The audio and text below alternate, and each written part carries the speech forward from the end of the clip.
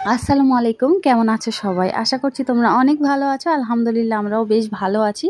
তো সকাল সকাল উঠে কিছু ঘরবাড়ি শুরু করা থেকেই ব্লগটা স্টার্ট করেছি। তো ভিডিওটা হয়তো বেশি বড় হবে না, কিন্তু আশা করছি তোমাদের ভালো লাগবে। তো সকালবেলা উঠে আমার বড় ছেলেকে স্কুলে পাঠিয়ে দিয়েছি খাইয়ে, আর আমার ছোট ছেলেটা খেয়ে চলে গেছে দাদির বাড়িতে। বেশিরভাগ টাইমটাও ছোট দাদির কাছে থাকে, ওদের দোকানও আছে, যাওয়ার সময় পয়সা নিয়ে যায়, ওখানে খাবার টাবার খেয়ে ওখানেই থাকে। কথাই আছে না, গাছের খায় তলার গুঁড়োয়, তো সেরকম আমার ছেলে আমার কাছ থেকে পয়সাও নিয়ে যায়, আবার দাদির বাড়িতে গিয়ে ওদের কাছ থেকেও খায়। দুজনা দুটো ডিউটিতে চলে গেছে, একলা বাড়িতে বসে আর কি করব। তাই ভাবলাম যে কাজগুলো হেলায় নষ্ট করে দেই, সেই কাজগুলো আজকে শুরু করি। আগেকার মানুষের কথা যে হেলায় কার্য নষ্ট আর নির্ধনে বুদ্ধি নষ্ট, তো সত্যি কথাটা ঠিক, সত্যি কথা একদম, কথাগুলো সঠিক কথাই বলেছে। তো চলো বেশি বকবক না করে কাজের কথাই আসি। সকালবেলা উঠে তোমরা তো দেখেছো যে আমি আলমারিটা একটু ভালো করে গুছিয়েছি। জানো তো আমার দুটো ছেলে সবসময় আলমারিতে খোঁজাখুঁজি করে, জানি না ওদের কোনো হয়তো দরকারি জিনিস আমি লুকিয়ে রেখেছি।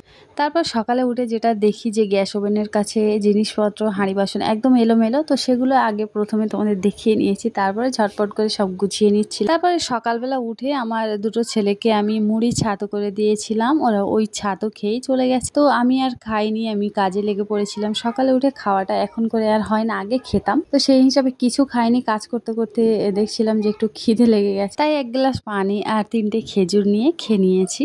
তারপরে আবারও কাজ শুরু করে দিয়েছি। দেখছিলাম যে ঝাল হলুদ থাকে যে টুকরিটা অনেকটা দেখছি যে ধুলো পড়ে গেছে, তো সেই হিসাবে সব বের করে একটা একটা করে ভালো করে মুছছি। তোমাদের সাথে আমার একটা কথা শেয়ার করার আছে, যেগুলো আমার মনে হয় তোমাদের সাথে শেয়ার করাটা দরকার। অনেকেই আমার ভিডিও বানানো নিয়ে আপত্তি আছে, অনেকের খারাপ লাগছে, আবার অনেকে অনেক কথা আমার সামনেও বলছে পিছনেও বলছে। তো তাদের উদ্দেশ্যে একটা কথা বলি, তো তোমাদের কথায় আমার কিচ্ছু যায় আসে না। তোমাদের কথা শুনে যে আমি আমার কাজটা বন্ধ করে দেব বা এরকম যদি ভেবে থাক, তোমাদের ওটা ভুল ধারণা, ঠিক আছে?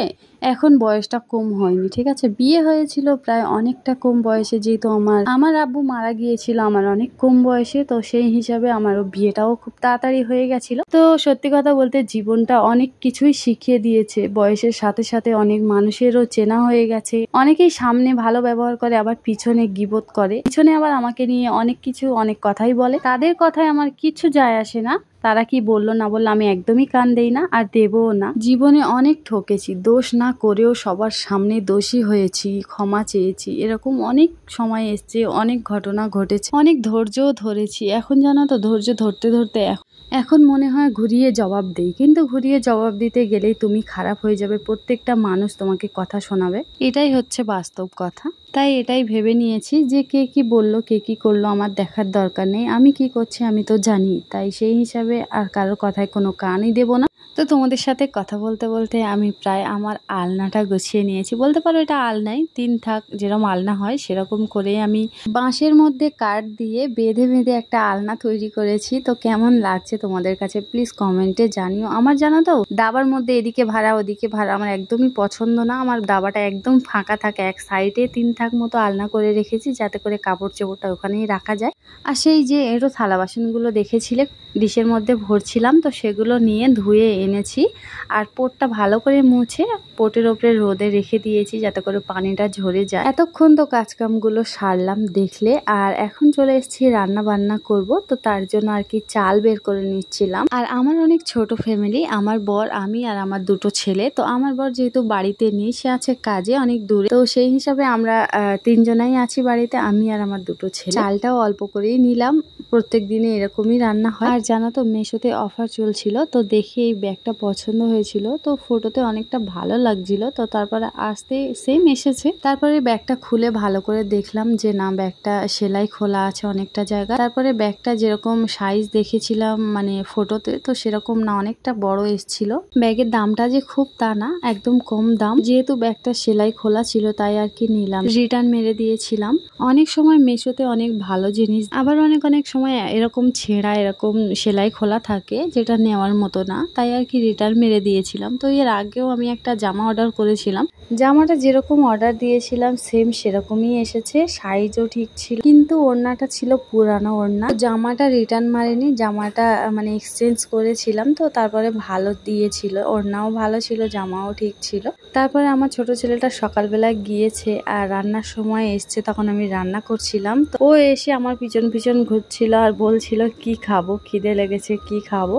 তো আমি তার জন্য দুধ ছিল ফ্রিজে আর সুজি ছিল, তো চিনি হালকা লবণ আর দুধ দিয়ে পায়েস বানিয়ে দেব বলে রেডি করেছি। আর আমার ভাতটা যেহেতু হয়ে গিয়েছে, তো ভাতটা নামিয়ে রেখে ওই চুলোতে মানে পায়েসটা বসাচ্ছিলাম। তারপর দেখছিলাম যে ডাল গলতে বাকি আছে, তাই আর কি পায়েসটা তুলে নিয়ে আবার ছোট চুলোতে ডালটা দিয়েছি, যাতে করে আস্তে আস্তে গলুক ডালটা এক সাইডে। আর আমি যেহেতু ভাতের ফ্যান জ্বালিয়ে নিয়েছি, তাও গ্যাসে একটু বসাই সবসময়ের জন্য, তাই আজকে গ্যাসে একটু বসিয়ে ভালো করে নিচের পানিটা মেরে নিয়ে। আর এখানে আমার ডালটা প্রায় গলে গেছে। আর আজকে যে ডাল ঘুঁটি, যে ডাব্বু চামচটা না খুঁজে পাচ্ছিলাম না, তাই আর কি যতটা হলো খুন্তি দিয়ে ডালটা ঘুঁটে নিলাম। তারপরে পানি দিয়েছি, ডালটা ভালো করে ফুটে গেলে হয়ে যাবে। তো পানিটা দিয়ে দেখছিলাম যে একটু কম কম লাগছিল, তো আবারও একটু পানি দিয়ে লবণ দিয়ে দিয়েছি। ডালটা ভালো মতো ফুটছে, তোমরা দেখেই বুঝতে পারছো। ওদিকে তো ডালটা ভালো মতো ফুটছে, আর আরেকটা গ্যাসে আমার যে পায়েসটা ছিল ওটা হচ্ছিল। তো আবারও চুলো পাল্টে দিয়েছি, পায়েসটা হয়ে গেছে, যেহেতু সুজি বেশি টাইম যায় না। তো তারপরে আমি এখানে ডিম দুটো ভালো করে পেঁয়াজ দিয়ে ফেটে নিয়েছি, আর কড়া বসিয়ে একটু কড়াটা গরম করে তেল দিয়ে ডিমটা ভেজে নিচ্ছি। আর ডিম দুটো ছিল হাঁসের ডিম, তো আমার জায়ের কাছ থেকেই নিয়েছি। হাঁসের ডিম তো খেতে ভালো লাগে, কিন্তু পোলট্রির ডিমের থেকে হাঁসের ডিমের দামটা বেশি। তো যেখানে পোলট্রির ডিম 3টে হবে, সেখানে হাঁসের ডিম 2টো হবে। তো সবসময় পয়সাটা বেশি কম দেখলে হয় না, তো আজকে সেই হিসাবে 2টো ডিম নিয়েছিলাম আমার জায়ের কাছ থেকে। আর আজকে দোকান থেকে মানে 200 ডাল এনেছিলাম, তো 200 ডালের মধ্যে 100 গ্রাম প্রায় রান্না করেছি হিসেব করে। আর 100 গ্রাম ডালটা আমি ঠোঁয়াতেই রেখে দিয়েছিলাম আর একদিন রান্না করার জন্য। তো আমার ছোট ছেলে ডাল খেতে পছন্দ করে কাঁচা, তো ও ডালটা খেয়েছে, আবার যতটুকু ছিল পানি ঢেলে রেখে দিয়েছে, তাই আর কি পানিটা ঝারিয়ে রোদে শুকাতে দিয়েছি। আর এখানে ছিল সেই ডিম ভাজা, পিস করে কেটে নিয়েছি, আর এখানে ছিল ডাল, আর এই হাঁড়িতে ছিল ভাত। ভিডিওটা কেমন লেগেছে প্লিজ জানিও কমেন্টে। আল্লাহ হাফেজ।